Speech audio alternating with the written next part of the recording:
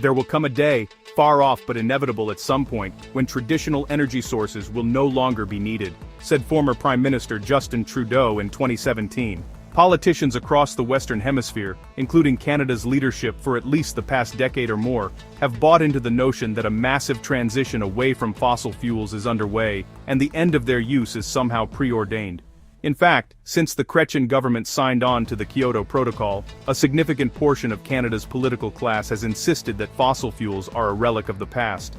But a new study from the Fraser Institute says that argument never really held water. The main finding in the report is that fossil fuels accounted for 76.3% of Canada's domestic energy consumption in 2024.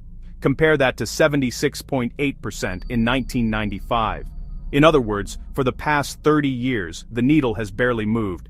Of course, this includes a decade under the Trudeau government that pursued climate transition policies such as a consumer carbon tax and spent hundreds of billions of dollars on so-called clean energy initiatives. Canada is just as reliant on fossil fuels today as the country was prior to signing on to the Kyoto Protocol. Canada's largest energy-consuming sectors remain heavily reliant on fossil fuels, with nearly 75% of industrial energy use and over half of residential energy use still tied to those traditional energy sources. And yet for decades, Canada sacrificed economic growth, all for the sake of climate goals.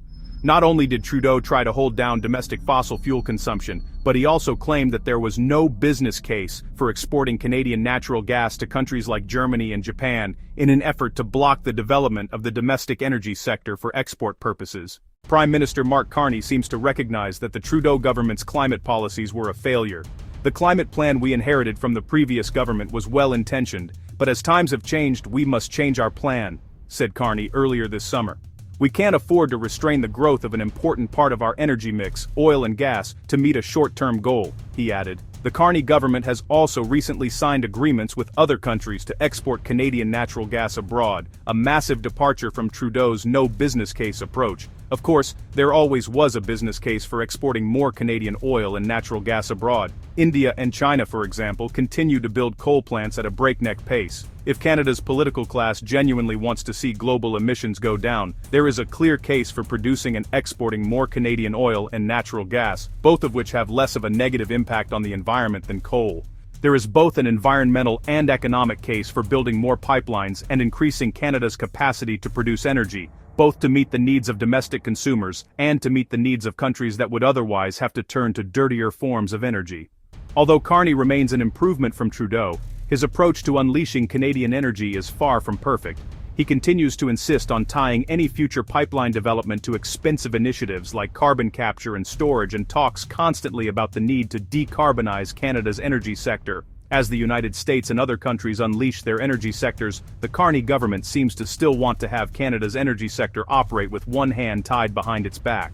While superior to the Trudeau approach of trying to stymie the growth of the sector completely, the Carney approach to energy could still use some improvement. For the sake of Canada's economy, the diversification of our trade, and even for getting global emissions down, it's time for the federal government to embrace the full-throated development of Canada's oil and gas sector. Please like and share this video and subscribe to our channel.